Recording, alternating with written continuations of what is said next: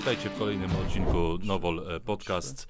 Dzisiaj pójdziemy nieco w przeszłość, pójdziemy krok wstecz w motoryzacji, cofniemy się do tych wspaniałych czasów motoryzacji, gdzie te modele piękne, jeżdżące po ulicach wzbudzały podziw każdego przechodnia. A dzisiaj z nami w studio wyjątkowi goście, specjaliści właśnie jeśli chodzi o samochody te klasyczne, ale też te samochody, które zaliczane są już do youngtimerów i właśnie o tym dzisiaj porozmawiamy. Dzisiaj ze mną w studiu oldtimer Krzysztof Grześkowiak i youngtimer Łukasz Kelar. Albo też odwrotnie, zaraz do tego też dojdziemy. Ale do tego też dojdziemy. Panowie, witam serdecznie w studiu Nowol. No i właśnie, czym są klasyki, czym są te youngtimery? Bo teraz cały czas mówimy o tych oldtimerach, youngtimerach. Czy jest jakaś taka gruba kreska, którą możemy przedzielić i powiedzieć, które samochody to są te klasyczne, a które są youngtimerami, Łukasz? Nie, takiej jasnej i czystej granicy absolutnie nie ma, co jest oldtimerem, co jest youngtimerem. Tutaj są różne klasyfikacje w zależności od tego, kto to klasyfikuje. Natomiast 25 czy 30 lat to nadal są samochody, które są z grupy youngtimerów. Tak mniej więcej powszechnie przyjmuje się, że youngtimery to są samochody z lat 80. i 90. To, co jest starsze, czyli lata 70. i wcześniejsze, to już są oldtimery, czyli już takie pełnoprawne samochody zabytkowe. Czyli tak możemy powiedzieć, że takie bardziej obłe samochody to są te właśnie te klasyki, a bardziej takie kanciate już te lata 80., 90. to już będą te youngtimery. Możemy to w ten sposób też określić? Nie rocznik to nie wszystko. Dokładnie, rocznik to nie wszystko, kształty to nie wszystko, bo te kształty też się bardzo mocno zmieniały i nawet w epoce, tak jak powiedziałeś, okrągłych samochodów trafiały się modele bardzo kanciate i odwrotnie. Ale sam rocznik to nie wszystko, bo Opel Corsa z roku 92 przerdzewiały z silniczkiem 1.0, poklejonymi barankiem progami, żeby w ogóle przeszedł przegląd techniczny, czy mimo, że ma ponad 30 lat, czy można ten samochód uznać za youngtimera? No właśnie. Moim zdaniem absolutnie nie, tak? No bo youngtimer to jednak jest samochód, w którym można pokazać się na zlocie, w którym nie narobimy sobie wstydu na jakiejś imprezie samochodowej, jeżeli będzie ustawiony między, powiedzmy, prawdziwymi zabytkami, które mają po 40 czy 50 lat, taki Opelek raczej niekoniecznie się wpisuje w takie klimaty. Tak? Ja się uprę, bo zakładając, że tego Opa wspomnianego Corsę dobrze zrobimy, ona będzie fajnie wyglądała, ona będzie faktycznie odzorowana, i lakier, i kształt, i wszystko będzie dopracowane, tak jakby ten samochód wyjechał z fabryki, czy wtedy on nie zaliczy się do youngtimera? Wtedy tak, natomiast takich samochodów praktycznie nie ma. Nie? Ja w ogóle widzę taką pewną lukę na tym rynku. Wydaje mi się, że są samochody, które w ogóle omijają tą epokę youngtimerów. Tak? Czyli ta cała masa samochodów produkowanych już w olbrzymich ilościach, bo lata 80., 90. Samochody popularne często wyjeżdżały z fabryk już w ilościach setek tysięcy sztuk. Tak właśnie Opel Corsa, Golf, trójka, czwórka, Ford Mondeo, Fordy Fiesty, tak? To są samochody, które już były produkowane w gigantycznej ilości sztuk, używane na co dzień. I najczęściej te samochody były zajeżdżane do stadium złomu. W momencie, kiedy nie opłacało się już nikomu absolutnie inwestować ani złotówki w te samochody, trafiały na złomowisko. Nigdy jakby nie dojrzały do statusu youngtimera. Zupełnie inna sytuacja jest z samochodami drogimi. Tak? Mercedesy, szczególnie w jakichś bardziej rzadko spotykanych wersjach AMG, BM-ki z serii M, obojętnie czy to były M3 czy M5. Te samochody jakby nigdy nie stały się złomem motoryzacyjnym. Tak? Zawsze już przychodzi taki moment dla samochodów drogich, samochodów produkowanych w małych ilościach, kiedy ten samochód, owszem, osiąga jakiś dołek, ale później już nagle, ten samochód prawdopodobnie będzie klasykiem, warto w niego zainwestować, warto o ten samochód dbać. Natomiast już ta nieszczęsna Corsa, o której mówimy, raczej po prostu w pewnym momencie trafiała na złomowisko. I jeżeli taką Corsę odnajdziemy, tak, po tych 40 latach, jeżeli ktoś ją odrestauruje, czy jakimś cudem znajdzie taką niezniszczoną, to ten samochód bardziej od razu staje się oldtimerem, tak, jako już samochód rzeczywiście zabytkowy, rzadki, w ogóle niespotykany. Natomiast ten etap youngtimera tak trochę przeskakuje, przynajmniej mi się tak wydaje. No dobra, to Krzysztof, bo ty często jeździsz po warsztatach lakierniczych właśnie z oldtimerami, z youngtimerami. Czy tobie zdarza się zobaczyć samochody, które niekoniecznie wzbudzają taki entuzjazm jak Mercedesy, ale uprzyjmy się przy tym Oplu Corsie. Czy takie samochody też się zdarzają w tych warsztatach? Zdarzają się, ale tak naprawdę sporadycznie. Ogólnie od około 4 lat tych youngtimerów jest coraz więcej i tutaj może tak powiem w ramach podsumowania, że po prostu youngtimerem jest auto Są auta marek premium lub jakieś topowe wersje mainstreamowych modeli, nie? GTI czy... Ewentualnie jeszcze dodam samochody wyprodukowane w niewielkiej ilości egzemplarzy, tak? Bo są takie samochody, które w swoim czasie zupełnie nie zyskały na popularności, wbrew wielkim planom koncernów, zostały wyprodukowane w naprawdę niewielkiej ilości sztuk i mimo, że na przykład nie mają ani marki premium, ani jakiegoś określonego wieku, a już ewidentnie stały się samochodami kolekcjonerskimi. Taki fajny przykład to jest Renault Avantime. Mam nadzieję, że kojarzycie, jak to w ogóle wygląda. Absurdalny w ogóle pomysł Renault, zrobienie coupé, jeszcze bardzo luksowo wykończonego, z V6 pod maską. Samochód się kompletnie nie sprzedawał, został bardzo szybko wycofany z produkcji, ale mimo, że on ma zaledwie 20 lat, zostało go wyprodukowanych kilka tysięcy egzemplarzy i te nieliczne, które w ogóle do dzisiaj przetrwały i są eksploatowane, no ewidentnie są youngtimerem z perspektywą naprawdę bardzo rzadkiego i drogiego oldtimera za kolejnych 10 czy 15 lat. No dobra, to szybko przejdźmy do tej opłacalności, jeśli mogę w ten sposób to nazwać, inwestycji czy w klasyka, czy w youngtimera.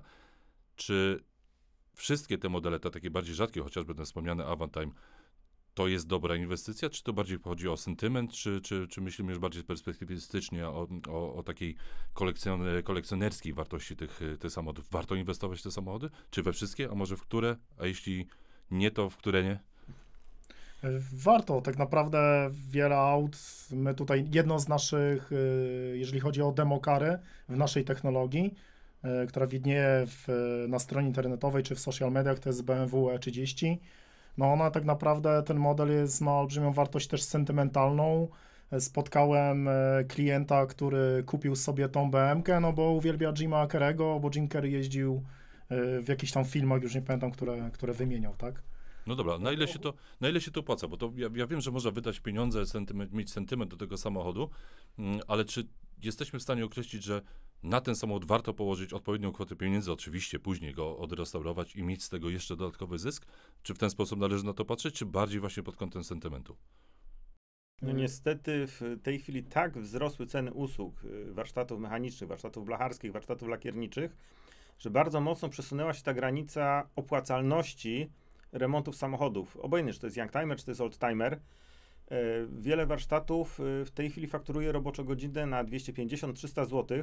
Jeżeli policzymy sobie ilość godzin niezbędnych do przywrócenia samochodu, który ma 30 lat czy 50 lat do stanu idealnego, to niestety kwoty robią się horrendalne i ta granica realnej biznesowej opłacalności naprawdę bardzo mocno się odsunęła.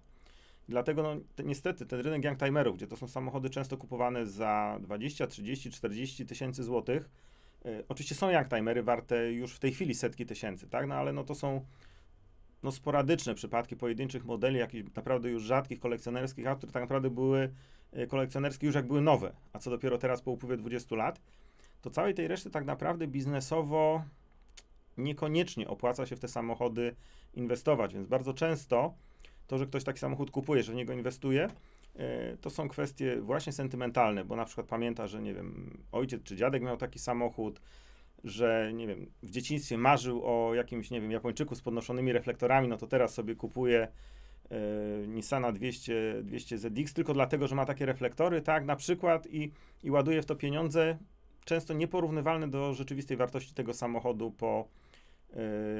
po jego renowacji. Także zarobić na youngtimerach wydaje mi się, że jest dosyć trudno. Natomiast stosunkowo łatwo można kupić youngtimera, troszeczkę go dopieścić, pojeździć kilka lat i sprzedać za tyle samo albo ciut więcej niż się za niego zapłaciło. I to jest już dla mnie bardzo ciekawa alternatywa w porównaniu z kupnem samochodu w cudzysłowie normalnego, tak? Czyli mając do wyboru kupno 10-letniego Forda Focusa, tak? Którym pojeżdżę sobie kilka lat i sprzedam go prawdopodobnie za połowę tego, co za niego zapłaciłem. Tak, no po prostu samochód się zestarzeje i będzie już prawie, że na granicy złomu, którego nikt nie będzie ode mnie chciał kupić albo przestanie się opłacać go naprawiać. Ale zamiast 10-letniego Focusa, prawdopodobnie w tej samej cenie jestem w stanie kupić 25-letniego Mercedesa, znaleźć go w fajnym stanie, dbać o niego przez kilka lat i najprawdopodobniej po kolejnych kilku latach sprzedać go za tyle samo albo nieco drożej. Nie jest to wielki zysk, natomiast na pewno nie jest to taka strata, jaką będziemy mieli na samochodach mniej więcej współczesnych i używanych na co dzień. No okej. Kupujemy wybranego, umówmy się, youngtimera. Przychodzi ten czas, w którym trzeba oddać go do renowacji, czyli zrobić mu nową powłokę lakierniczą, zrobić tak, żeby on faktycznie wyglądał, żeby miał jakąś wartość, żeby faktycznie nie trafił na złom za lat kilka. Jakbyście tak krótko, może Krzysztof, tak krótko, krok po kroku powiedzieli naszym słuchaczom, na czym polega proces renowacji Youngtimera. Na czym polega proces renowacji Youngtimera? No tutaj też w pewnym stopniu chciałem kontynuować to, o czym wspomniał Łukasz, co do kosztów. Często nie robi się pełnej renowacji lakierniczej, blacharsko-lakierniczej Youngtimera. Odpuszcza się środki, komorosilnika, bagażnika, podłogę od spodu. Robi się po prostu poza lakierniczą kwestią tą mechanikę, jeżeli chodzi o tą sprawność, a lakierniczo po prostu usuwa się stare warstwy z frontów, z felcy, z tych wnęki, po prostu tak wygląda renowacja lakiernicza. Zupełnie inaczej niż przy oldtimerach, gdzie przy oldtimerze robi się doszczętnie wszystko. Nie? Wszystkie zakamarki i trudno dostępne miejsca. No ale to wynika z kosztów, czy jak to określić? Bo tak, z jednej strony mamy 20-letniego Youngtimera, który generalnie może być od spodu już, umówmy się, kiepski. Więc pytanie, czy nie warto by było jednak tego dołu zrobić? No to już kwestia decyzji. No oczywiście ogląda się centymetr po centymetrze, jeżeli chodzi o Youngtimery. No tutaj robi się po wierzchu, ponieważ jakby ta renowacja przebiega dosyć szybko, bardzo szybko bym powiedział, bo jest sporo części jeszcze dostępnych, także blacharz nie siedzi tyle roboczo godzin przy danej karoserii, tylko wymienia to, co może wymienić na nowe, co nieco dorobi i jest gotowe do zabezpieczenia antykorozyjnego i do dalszych prac lakierniczych. Dobra, jesteśmy tutaj w Studiu Nowol nie bez przyczyny, bo też obchodzimy w tym roku 10-lecie powstania linii Novol for Classic Cars i też nowych produktów, które w tej linii się pojawiły właśnie dla Youngtimerów, ale wróćmy te 10 lat wstecz. Rozpoczęła się era Novol for Classic Cars. Co to są za produkty i po co w ogóle ta linia została stworzona, jeśli mogę tak zapytać? Krzysztof. Jeżeli chodzi o linię, no to ona powstała głównie z miłości do aut klasycznych, miłości również jednego z założycieli Nowola, pana Piotra Nowakowskiego, którego serdecznie pozdrawiamy. Przed 10 laty mieliśmy po prostu katalog produktów pod nazwą Novol for Classic Car, to były zwykłe nowolowe produkty i w tym czasie dzięki współpracy z warsztatami renowacyjnymi tworzyliśmy produkty typowo do renowacji aut klasycznych, nie? Czyli po prostu zbieraliśmy uwagi z rynku pod tytułem, że epoksyd musi być grubopowokowy, musi penetrować blachę, musi zostawiać połysk. No i taki produkt zrobiliśmy. I tak po kolei szpachlówki natryskowe po lakier. Po tych 10 latach zmieniliśmy co nieco na wysokości podkładu.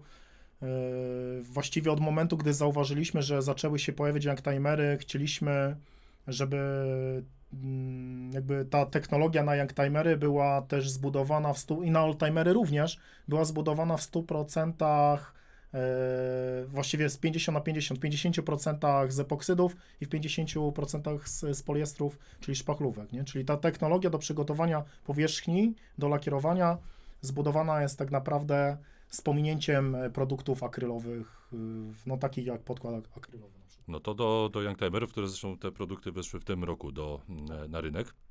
I to jest jak gdyby rozszerzenie tej oferty Novol for Classic Cars. Ja się cofnę do tej jeszcze starej technologii. Na ile dzięki tej technologii możemy odzorować oryginalność samochodu tego wiekowego? Załóżmy, niech to będzie 1968 rok, rzucam. No co do oryginalności, no to tak naprawdę renowacja musi być przeprowadzona zdecydowanie lepiej.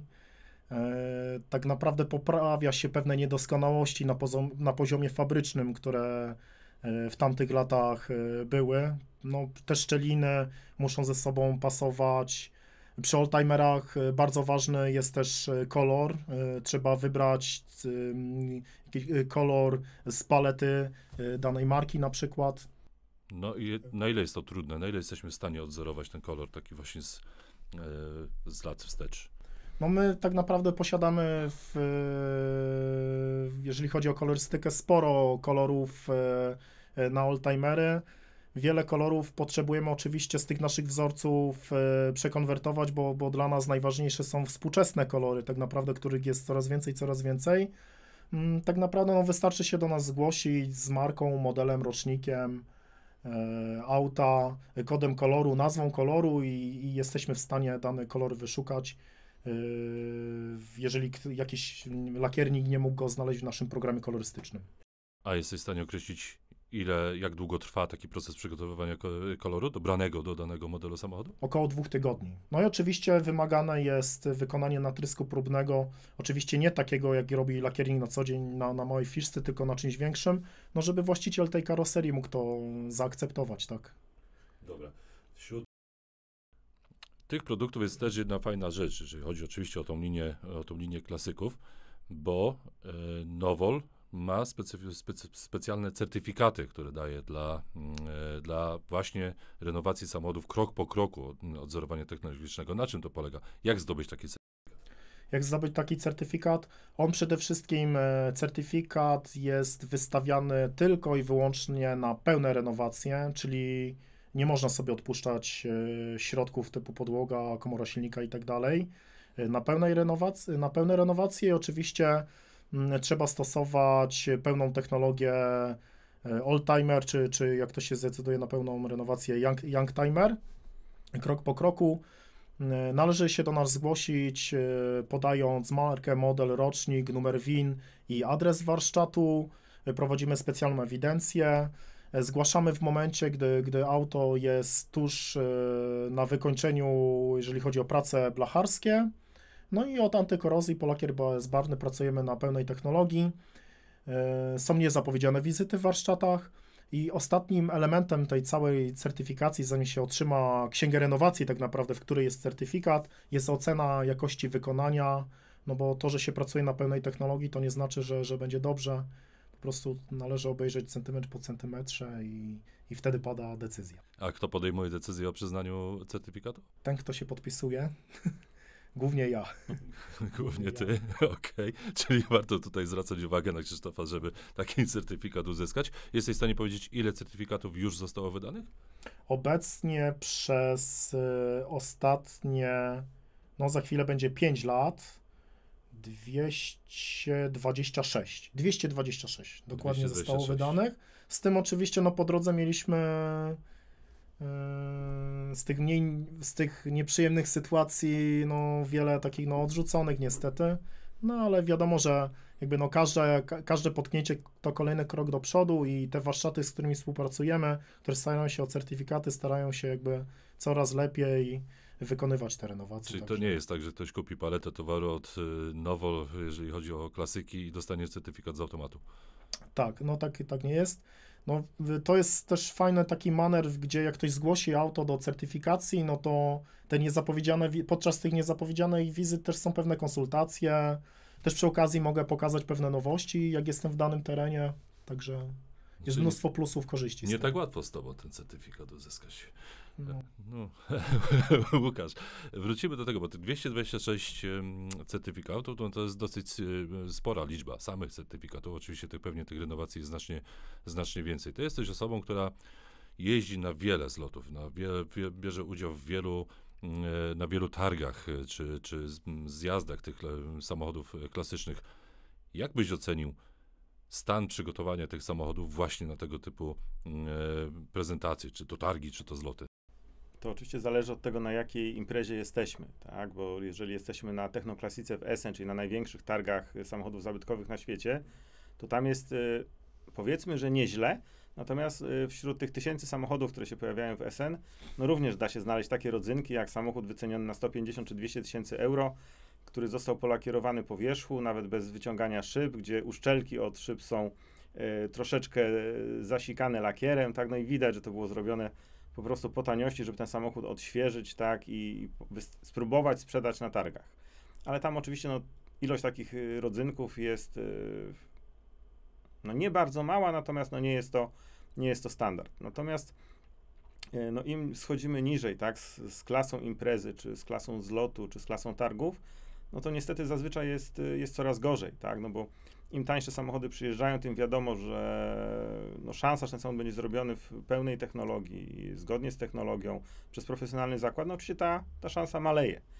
No i już niestety na takich imprezach jak Retro Motor Show, które niedawno odbyło się w Poznaniu, chodząc po halach, oglądając te samochody, to sytuacja była odwrotna niż w Essen. W Essen trzeba było szukać źle zrobionych samochodów. Tutaj ciężko było znaleźć jakikolwiek samochód dobrze zrobiony. No, na oko no, co najmniej 80% samochodów było poddanych renowacji, bo było widać, że te samochody nie są w stanie fabrycznym, tylko że były już po drodze poddawane różnym zabiegom. No i niestety było to zrobione w sposób bardzo kiepski.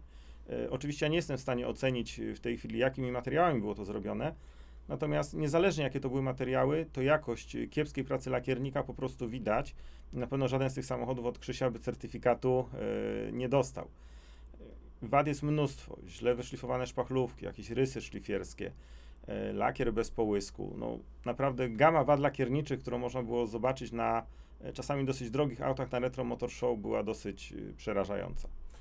Natomiast dosyć łatwo to wytłumaczyć. No, to jest po prostu kwestia finansów. No, porządna renowacja lakiernicza karoserii, nie mówię o renowacji blacharskiej, no bo tutaj są samochody, gdzie ta renowacja potrafi kosztować kilkadziesiąt tysięcy euro, no po prostu części są potwornie drogie, no chociażby ten Jaguar, który tu przed nami stoi, tak, to jest samochód bardzo popularny na rynku oldtimerów i ma pewne części konstrukcyjne, bardzo skomplikowane, bardzo drogie. No ta olbrzymia maska tego Jaguara, która jest przepiękna, jak się siedzi za kierownicą i widzi chyba ze 3 metry tej blachy przed sobą, wygląda wspaniale, natomiast no, odtworzenie tego, żeby to trzymało kształt samochodu i było perfekcyjne, nieprawdopodobna ilość pracy i naprawdę znakomity blacharz, żeby był w stanie to zrobić. Natomiast w przypadku samochodów dużo młodszych, no to nie ma szans, tak, żeby ktoś wydał kilkadziesiąt tysięcy złotych na naprawę lakierniczą samochodu, który wcześniej kupił za, nie wiem, 10 tysięcy, 20 tysięcy, więc automatycznie ten samochód jest robiony w sposób tani, żeby to jakoś wyglądało. No i owszem, one jakoś wyglądają z odległości 30 metrów. Większość samochodów na Retro Motor Show w Poznaniu z odległości 30 metrów wyglądała fajnie. Były takie, które jeszcze z odległości 3 metrów wyglądały nieźle, natomiast z odległości 30 centymetrów dosłownie pojedyncze sztuki, gdzie nie było się do czego przyczepić. No właśnie chciałem powiedzieć, bo takie trochę zboczenie zawodowe jednak macie, patrząc na te samochody i patrzycie na nie z bardzo bliska. Na ile taki, powiedzmy, Kowalski, nie obrażając nikogo, jest w stanie określić, czy dane auto jest zrobione porządnie, czy też nie. Biorę pod uwagę tego inwestora, który ewentualnie chciałby taki samochód kupić. No jest to dosyć trudne, ponieważ no, ludzie, którzy, tak jak powiedziałeś, nie mają tego zboczenia zawodowego, które my mamy, no często nie wiedzą, na co patrzeć, tak, o ile jeszcze, nawet kupując w miarę współczesne samochody, tak, no to jest taka polska tradycja, tu się weźmie wujka, tu szwagra, tu kogoś, to się podobno na tym zna i te samochody się ogląda z najróżniejszych stron. O tyle rzeczywiście ludzi, którzy znają się na powłoce blacharsko-lakierniczej i potrafią to ocenić, szczególnie w przypadku samochodów 30-40-letnich, no nie ma zbyt wielu, tak, bo często nawet lakiernik, który na co dzień pracuje z samochodami nowymi, to on też nie zawsze będzie wiedział, jak ocenić 40-letnie BMW na przykład, czy ono jest zrobione dobrze, czy nie jest dobrze i co z nim jeszcze trzeba zrobić, żeby je doprowadzić do perfekcji. Więc na pewno w przypadku, w cudzysłowie, zwykłych Kowalskich ocena takiego samochodu jest dużo trudniejsza niż przez nas. Krzysztof, a na co ty zwracasz uwagę? Jak jeździsz po warsztatach, które no mają się, czy są warsztatami partnerskimi, tudzież mają się stać warsztatami partnerskimi, to na co zwracasz uwagę przy pracy lakierników? Co ciebie szczególnie, nazwijmy to, boli podczas ich pracy? Dobra, zmieniamy temat. Nie, tyle czasu nie mamy. No to może krótko. Krótko. No tak naprawdę to mało co mnie boli. No akurat większość warsztatów, z którymi współpracujemy, starają się naprawdę wykonywać swoją pracę na najwyższym poziomie. To, na co należy zwracać uwagę przede wszystkim, bo tutaj padło z twojej strony takie pytanie, na co ja zwracam uwagę, przepraszam, no to tak, no najważniejsze to, żeby były wszystkie elementy docięte, żeby nie było żadnych falek. Widać, które elementy były po prostu przygotowane jakby po macoszemu, czyli po prostu maszynowo zapodkładowane i polakierowane, a widać elementy, które po prostu były ręcznie rzeźbione od samego początku praktycznie do końca, czyli falka, kolor, struktura lakieru.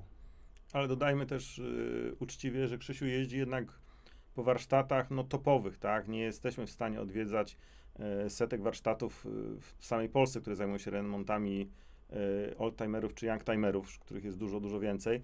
Więc jednak Krzysiu trafia głównie do tych warsztatów topowych, które są przez nas przeszkolone, które pracują na pełnej technologii, a i nawet w takich warsztatach no dość regularnie znajdą się rzeczy, do których można się przyczepić. Natomiast jeżeli już mówimy o tych setkach warsztatów blacharsko-lakierniczych, do których może trafić bez problemu 30-letnie BMW, E30 czy E36, które ktoś kupił i chce doprowadzić do stanu perfekcyjnego, no to tam pewnie będzie już jeszcze trudniej, tak? Bo jednak naprawę współczesnego samochodu, a zabytku no robi się kompletnie inaczej, tak? Jeżeli do warsztatu trafia kilkuletnia Skoda, Kia, auto używane na co dzień, no to podstawowe założenie jest takie, zrobić to jak najszybciej, żeby ten samochód mógł wrócić na drogę. Obojętnie, czy za to płaci właściciel, czy za to płaci ubezpieczyciel. To ma być zrobione szybko, w miarę dobrze, tak, żeby oczywiście no nie było widać z daleka, że samochód ma źle dobrany kolor, czy nie wiem, lakier nie ma połysku, czy są rzeczy, które nawet zwykły, w cudzysłowie, Kowalski zauważy. Natomiast robiąc nowy samochód, no nikt się nie przejmuje trwałością tej naprawy. No co kogo obchodzi, jak flotowa Kia będzie wyglądała po kolejnych 5 latach. Natomiast robiąc samochód zabytkowy, tak naprawdę ważniejsze jest to, co pod spodem, tak? Nie to, co widzimy, bo to, co widzimy, no to powiedzmy, że każdy w miarę ogarnięty lakiernik z jakimś doświadczeniem potrafi w miarę prawidłowo samochód polakierować. Natomiast odtworzenie tego, co jest pod spodem, przede wszystkim zabezpieczenia antykorozyjnego, no jest nieprawdopodobnie ważne, żeby ten samochód, który dziś ma lat 25, żeby przetrwał chociaż kolejne 15 bez konieczności następnego. No i rozumiem, że do takiej renowacji, do takiej kompleksowej renowacji mamy wszystkie produkty, które są potrzebne, to wszystko znajdziemy w linii Novel for Classic Cars. Mamy, no i też chciałem dopowiedzieć też, że no staramy się uświadamiać to, jaka jest różnica między refinishem a renowacją, tak? Refinish, czyli likwidacja szkód komunikacyjnych, tam czas. Te auto zastępcze jest tylko na jakiś określony czas, za które płaci ubezpieczalnia. Jeżeli chodzi o renowację, no to tutaj nie wolno iść na skróty, no bo to wszystko za kilka lat po prostu no wyjdzie, tak?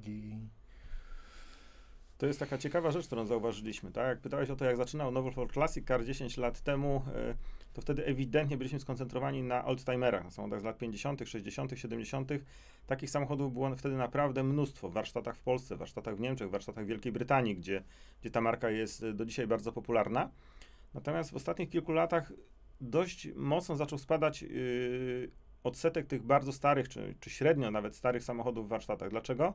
Po prostu zaczęło ich brakować, tak? No już jest coraz mniej tych tak zwanych barnfindów, samochodów wyciąganych gdzieś tam ze stodół, owszem, no trafiają się czasami jakieś rodzynki w raporcie turbo, czasami można zobaczyć otwarcie jakiejś stodoły gdzieś tam w Stanach, gdzie stoi 150 samochodów, na przykład pokrytych 20 czy 30-letnim kurzem. Natomiast jest tego coraz mniej i ilość tych oldtimerów na rynku zaczęła gwałtownie spadać, dlatego rynek zainteresował się samochodami młodszymi, stąd nasza odpowiedź i technologia dla samochodów zdecydowanie młodszych. Natomiast też już powoli widać coś takiego na rynku, że oldtimery, te prawdziwe, nawet chociażby Jaguar E-Type, tak, czy samochody gdzieś tam z lat 50., 60., które już były odrestaurowane w latach 2000, 2010, tak, czyli lat temu kilka do kilkunastu, widać, że te samochody powoli zaczynają wracać do warsztatów renowacyjnych, bo nie przetrwały próby czasu, tak, bo były naprawione w taki sposób od strony blacharskiej, czy przede wszystkim też lakierniczej, że z powrotem wychodzą na nich purchle rdzy, że zaczynają pewne elementy, że gdzieś coś posiadało, że lakier zaczyna tracić połysk i tak naprawdę samochód, gdzie ktoś wydał często dziesiątki tysięcy euro na renowację, wymagają tej renowacji po raz kolejny.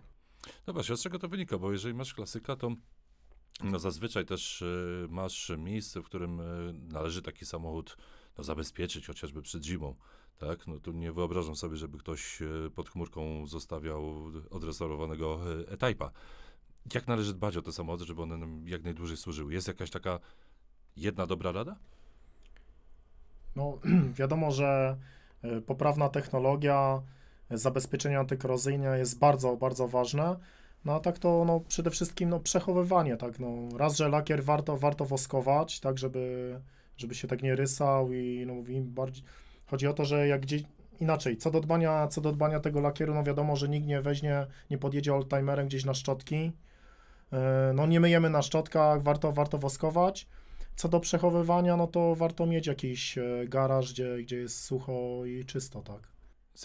Z youngtimerami podobnie, czy to już można bardziej zostawić pod chmureczką na chwilę dłużej? Zależy od wartości. Zależy od wartości samochodu. Wartości Wszystko zależy od sentymentalnej. wartości.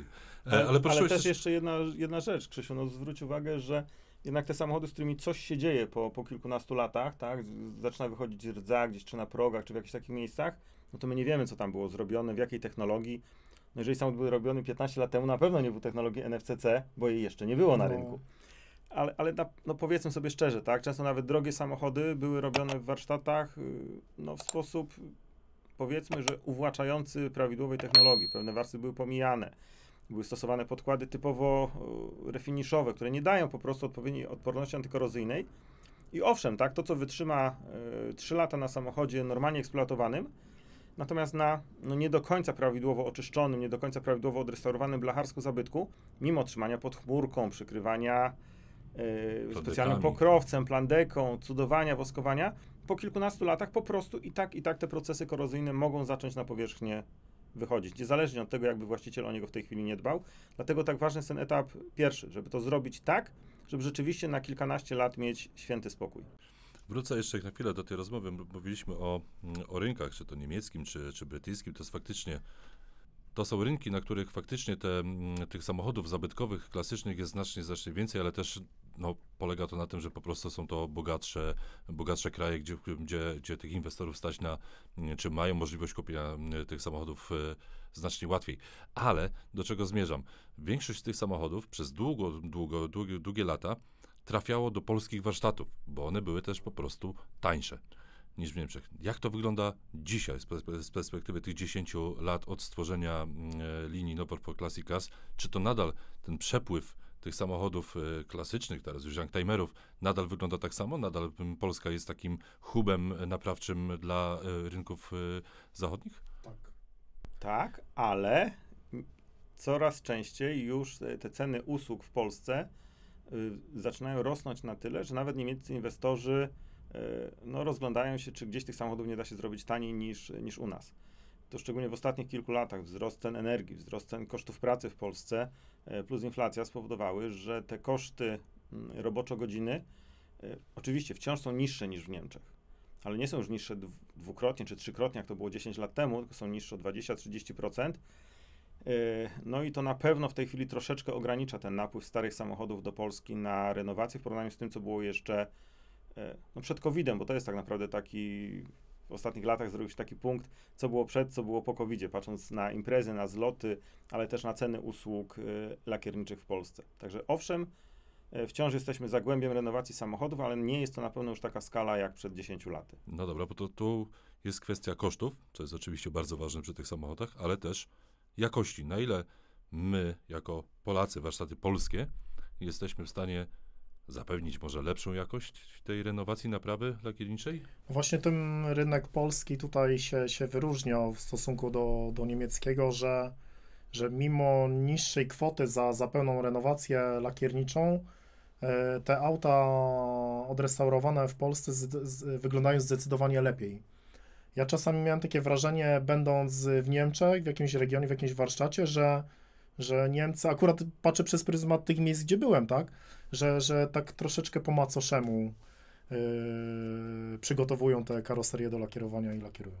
Ale też były takie sytuacje fajne, na przykład chodząc po targach w Essen z kolegami z zaprzyjaźnionych warsztatów renowacyjnych w Polsce, gdzie naprawdę na stoiskach domów aukcyjnych, gdzie stały samochody często za setki tysięcy czy miliony euro, szedł właściciel polskiego warsztatu i tego robiłem, gdzie oczywiście później te firmy aukcyjne się absolutnie tym nie chwaliły, tak, że samochód był odnawiany w Polsce. Po prostu był zrobiony perfekcyjnie, a to gdzie, to już potencjalnego nabywcy nie powinno zupełnie interesować. No myślę, że to ma akurat mniejsze znaczenie, prawda, gdzie było zrobione, tylko to też jest takie trochę docenienie pracy polskich lakierników, zresztą bardzo to doceniamy i oby to trwało dalej. Natomiast zmierzam do tego, czy nadal nie warto, mimo wzrostu tych kosztów usług, tej energii itd., dla potencjalnego inwestora, czy nadal nie warto wysłać jednak do warsztatu polskiego, który no, robi to znacznie lepiej, ale też zmierzałem do pytania o Wielką Brytanię, bo to jest też rynek, w którym mnóstwo się oldtimerów robi, szczególnie tych z angielskimi znaczkami Land Roverów, MG, wszystkich Jaguarów, bo oni mają sentyment do tych swoich marek. Jak to wygląda w Wielkiej Brytanii? Czy tu jest jakieś porównanie? Możemy porównać Polskę do Wielkiej Brytanii pod kątem jakości? Tak, tak naprawdę jeżeli mówimy o oldtimerach, to rynek polski i Wielkiej Brytanii to są takie dwa największe rynki w Europie, można powiedzieć. W Polsce dlatego, że my sporo karoserii robimy dla rynku niemieckiego, ale też również ze Skandynawii, co nieco z Czech. Natomiast w Wielkiej Brytanii, no Wielka Brytania jest dosyć specyficznym rynkiem, tam po prostu ci ludzie żyją tą motoryzacją klasyczną. Można spotkać, czasami mi się udawało nawet zrobić zdjęcie po drodze, jak byłem na objeździe Wielkiej Brytanii, jak po prostu ktoś klasykiem, Jaguarem i Type'em, tego dosyć sporo, tego modelu jest dosyć sporo, po prostu sobie dojeżdża do pracy, tak? I no tam jest dosyć dużo i jeżeli chodzi o rynek Wielkiej Brytanii, no to nie zlecają nigdzie na zewnątrz, że robią po prostu u siebie. Ale rzeczywiście Wielka Brytania jest krajem w Europie, gdzie na pewno najwięcej klasyków, i to prawdziwych klasyków, już mówię teraz o oldtimerach, no bo oczywiście są takie regiony w Europie typu Albania, tak, gdzie można powiedzieć, że same youngtimery są na ulicach, tak? Natomiast Wielka Brytania zdecydowanie jest tym rynkiem, gdzie najwięcej prawdziwych, klasycznych 50-60-letnich samochodów po prostu jeździ po ulicach, eksploatowana jest na co dzień, ludzie dojeżdżają tym do pracy i jakoś no, nie przejmują się tym, że ten samochód zmoknie, czy że coś może się z nim stać. Absolutnie najciekawszy rynek pod tym względem w całej Europie. Dobra, no i przepraszam, Miłoszu, Jasne. taka mała ciekawostka. Są nawet warsztaty, które zajmują się likwidacją szkód komunikacyjnych aut klasycznych. No proszę, to jest ciekawe. Tego w Polsce nie ma absolutnie. Każda szkoda na samochodzie zabytkowym to jest absolutna droga przez mękę z każdą firmą ubezpieczeniową. Nieważne, czy samochód ma certyfikaty, czy ma żółte blachy, czy ich nie ma. Każda taka sytuacja to jest absolutna tragedia i katastrofa. Czyli co trochę tak jak w Top Gearze trzeba by było obłożyć dookoła piankami cały samochód wyjeżdżając z klasykiem w Polsce, tak? Do tego zmierzamy. Przydałoby się, tak, dokładnie.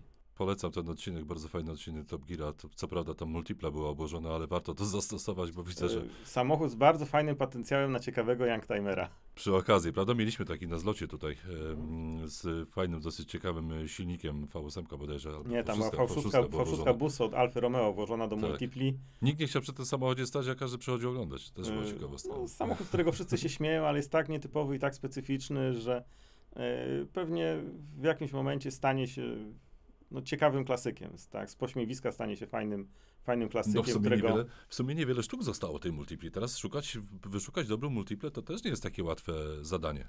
Tak, dużo jest takich samochodów, które kiedyś były absolutnie popularne, a teraz kupienie tego samochodu graniczy z cudem. No nie wiem, Opel Kadett na przykład, pierwszej generacji, czy nawet drugiej generacji, ten, który konkurował z Golfem 1, z Golfem 2 w tych czasach. O ile Golfów wciąż zostało naprawdę bardzo dużo na polskich drogach, część wciąż używana do jazdy na co dzień, no bo dwójki spokojnie są samochodem, którym ktoś może po prostu jeździć i traktować jako normalny samochód. No jedynka już jednak jest ewidentnie w tej chwili autem kolekcjonerskim. O tyle pochodzący z tych samych czasów Kadett jest praktycznie nie do upolowania w tej chwili, tak? To jest, nie wiem, 1 czy 2 sztuki, które można znaleźć na portalach aukcyjnych i mimo tego, że jest ich tak mało, wcale nie mają jakichś wysokich cen, tak? No bo nie ma jakby chętnego, który chciałby w taki samochód zainwestować i włożyć w niego pieniądze wielokrotnie wyższe niż jego rzeczywista, realna wartość. No właśnie, to się wszystko zmierza ku tym nieszczęsnym finansom. Nieszczęsnym, bo szkoda tych samochodów tak naprawdę, bo to są samochody, które gdzieś tam z młodości też pamiętamy, jeździły po drodze. One wtedy nie wzbudzały aż takich emocji, dzisiaj pewnie wzbudziłyby znacznie większe, więc tu szkoda. Trochę autopromocji zrobię, Krzysztof, bo stoi przed nami chociażby BMW E36. E30, czyli stoi przed nami BMW E30 i takie BMW mieliśmy tutaj na warsztacie w lakierni i na tym BMW położony został ciekawy kolor. Ciekawy właśnie, jaki to kolor jest na tym BMW, który robiłeś? To jest receptura własna. No właśnie do tego zmierzam, to trochę autopromocji robimy. Tak, to jest receptura własna. Jako że przy youngtimerach nie trzeba wybierać tak naprawdę oryginalnego koloru. Można sobie pozwolić na coś innego, co jest przeciwieństwem, wiadomo, w oldtimerach. W oldtimerze musi być oryginał. Została skomponowana indywidualna receptura pod nazwą Red Apple, tak, z barwionym lakierem bezbarwnym. Taki zwykły wiśniowy kolor, ale jak zaświeci słońce albo gdzieś się wjedzie do dobrze oświetlonego pomieszczenia, robi mega wrażenie.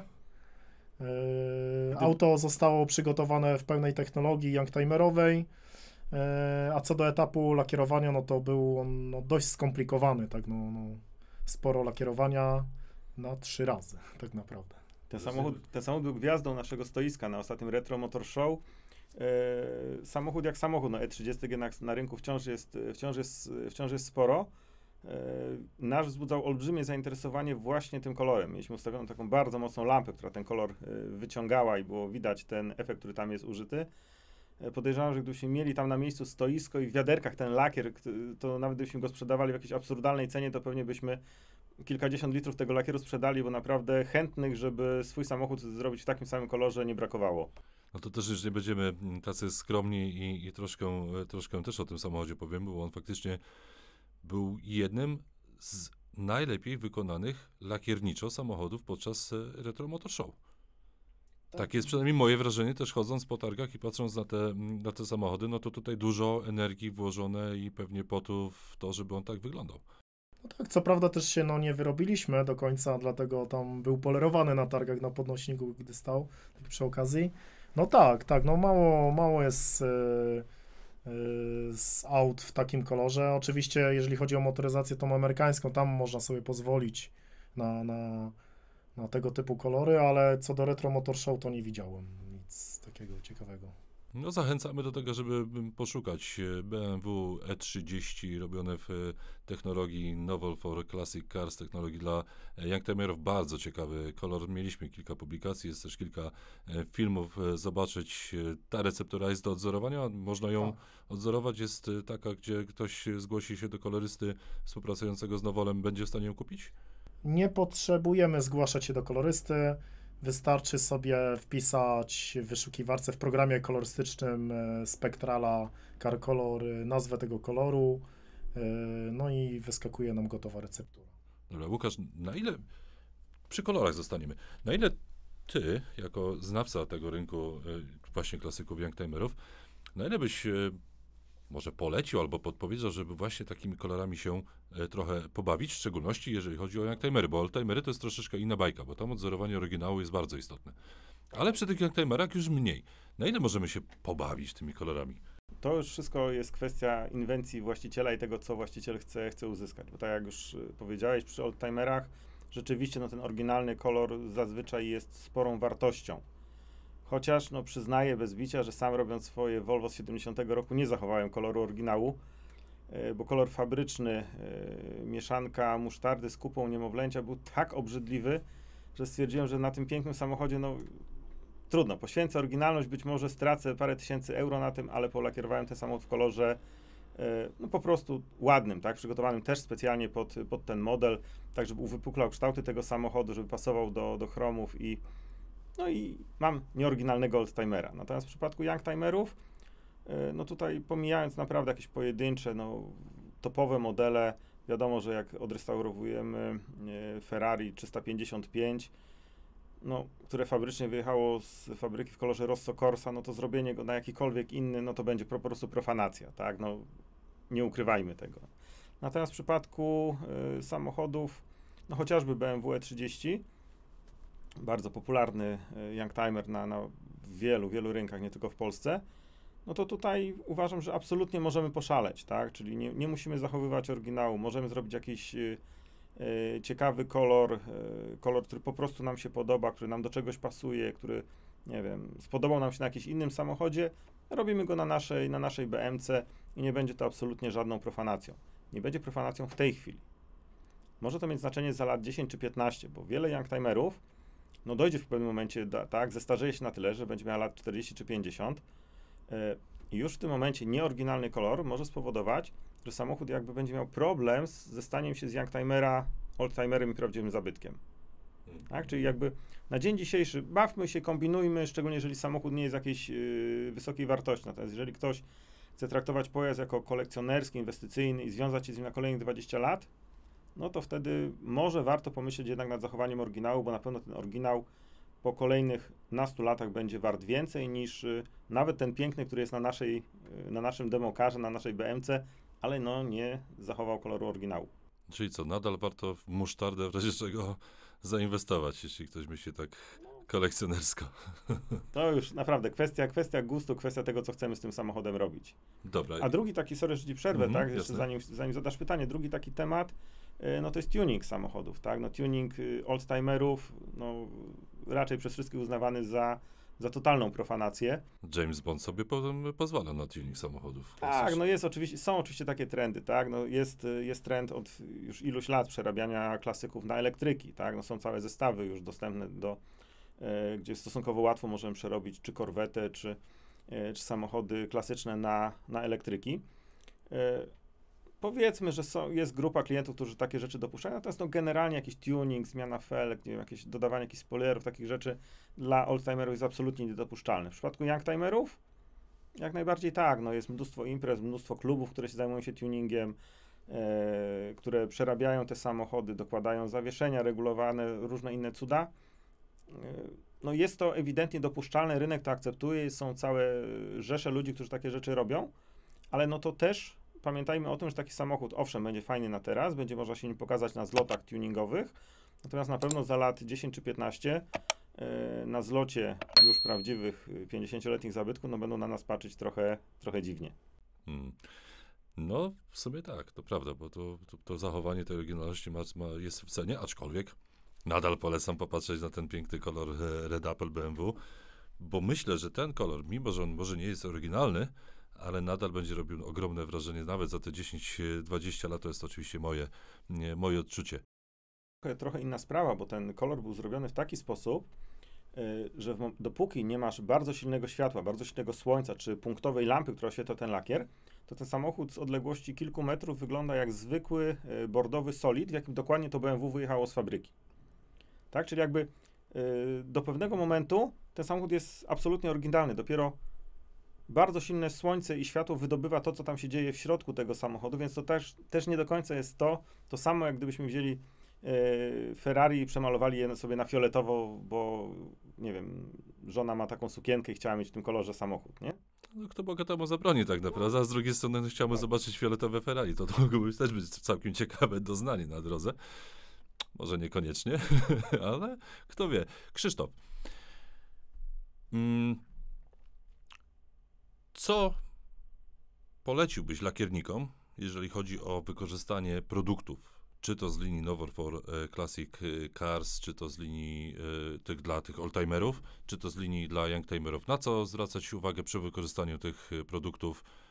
Czy w ogóle jest jakieś szkolenie, czy przeprowadzamy jakieś szkolenia z tej linii i możemy podpowiedzieć, jak to wykorzystywać, jak wykorzystywać te produkty w codziennej pracy? Co do szkoleń, no to tutaj szkolenia odbywają się na bieżąco u nas w centrum, w terenie, w warsztatach lakierniczych, tych renowacyjnych. No i w najbliższym czasie będzie się pojawiać sporo materiałów w sieci, na YouTubie. Także śledźcie nas. Będziesz opowiadał o tych produktach? Będziesz na nich pracował, tak? Właśnie tak. Na YouTubie, tak. Tak. A załóżmy, że ja prowadzę warsztat lakierniczy, nie pracuję na produktach Novel, zakład, który specjalizuje się w renowacji samochodów zabytkowych, no i chcę spróbować. Jakie mam możliwości, żeby, nie wiem, zadzwonić do Krzysztofa, powiedzieć: ej Krzysztof, słuchaj, jest taka sprawa, przyjedź, bo chciałbym spróbować twoje produkty. Istnieje taka możliwość? Istnieje taka możliwość, jeżeli wkręcę się w danym regionie, mam po drodze, no to mogę przyjechać. mogę przyjechać. Coś trzeba specjalnie przygotować? Jakiś obiad, kawę, coś? Kawa wiadomo. Kawa wiadomo. Kawa wiadomo. No czyli ja kochani, szykujcie kawę, bo to bardzo istotny element rozmowy z Krzysztofem. Bez kawy w ogóle chyba nie podchodzi do rozmowy. Tak, nie mam kawy. A rozmawiamy od prawie godziny, prawda? Jednak się da. Tak. Czyli jest taka możliwość, nie będę podawał numeru telefonu. Jest taka możliwość. Na stronie internetowej nftc.pl można znaleźć do mnie kontakt. W zakładce kontakty. W razie jakichś pytań można pisać, dzwonić. Chętnie pomogę. Teraz nie wiem, czy pojawi się takie pytanie, czy nie. No ja bym chciał po prostu też poruszyć kwestię, jaka jest różnica w renowacji oldtimerów, youngtimerów pod kątem antykorozji. No to lecimy. No to lecimy. No To tutaj... poczekaj, to ci zadam pytanie. Dobrze. Krzysztof, jakbyś jeszcze mógł nam powiedzieć, oprócz już tej kawy, tego kontaktu, no właśnie, na czym polega różnica pomiędzy zabezpieczeniem, bo to tych różnic jest sporo w tej linii, czy oldtimerów, czy youngtimerów, tych różnic jest sporo. Jakbyś mógł tak powiedzieć, na czym polegają właśnie różnice technologiczne pomiędzy tymi dwiema liniami, czyli właśnie oldtimerów, youngtimerów, jak je zabezpieczyć, no, chociażby przed korozją?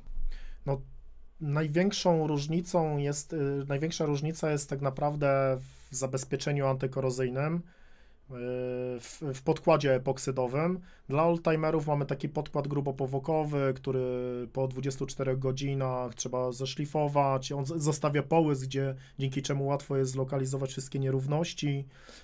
Ma taki kolor, że po spasowaniu widać wszystkie niedoskonałości, jeżeli chodzi o elementy sąsiadujące ze sobą.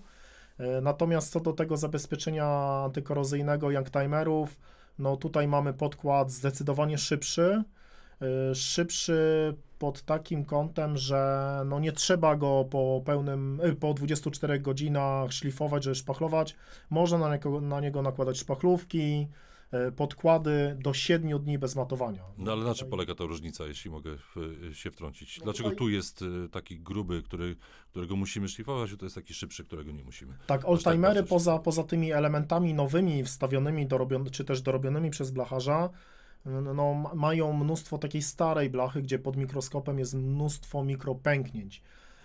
No i ten podkład epoksydowy, antykorozyjny ma typowo dodane takie dodatki, które obniżają tiksotropię i ten podkład wpływa w trudno dostępne miejsca, penetruje po prostu nam tą blachę. No i kolejna rzecz też jakby sposób usuwania tych starych warstw. No, stare warstwy są usuwane metodą strumieniowo-ścierną, tak zwanym piaskowaniem, ale wiadomo, no nie zawsze ten piach jest użyty. No i ta stal jest bardzo chropowata, no i nie każdy podkład jakby jest w stanie wpłynąć w te wszystkie pory. No i dlatego te zabezpieczenie antykorozyjne jest takie, a nie inne. Przy youngtimerach no jest tak, że usuwa się mechanicznie stare warstwy. No i pozostaje nam po prostu stal z pozostałościami ocynku galwanicznego. No tutaj to, co powinienem powiedzieć, właściwie no już teraz mówię, no to youngtimery już zostały, te wszystkie auta od 1980 roku w górę już były zabezpieczane warstwą ocynku galwanicznego.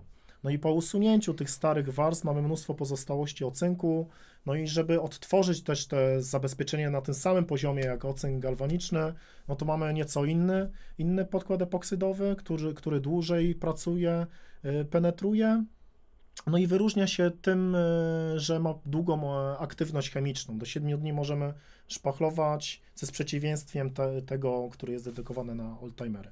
Także jakby no, znaczy nie jakby, technologie różnią się przede wszystkim zabezpieczeniem antykorozyjnym, no i lakierem bezbarwnym. Na oldtimery dedykowanym lakierem bezbarwnym jest Premium CSR Clear Coat, który jest bardzo prostym lakierem. Tam przy oldtimerze lakiernik przygotowujący karoserię spędza mnóstwo czasu na przygotowanie, dopieszczenie, mnóstwo szczegółów. No i po długim czasie, jak wejdzie do kabiny lakierniczej, on po prostu czuje stres. On ma do polakierowania całe auto, czuje stres, no i dla niego mamy lakier taki prosty, że jak położy, tak zostanie. Może zrobić lustro, może ułożyć dowolną strukturę. Natomiast dla youngtimery przygotowuje się zdecydowanie szybciej. Mamy lakier dla lakierników, którzy częściej lakierują. Taki no bardziej rozpływający się po czasie. Premium Flow Clear Coat się nazywa.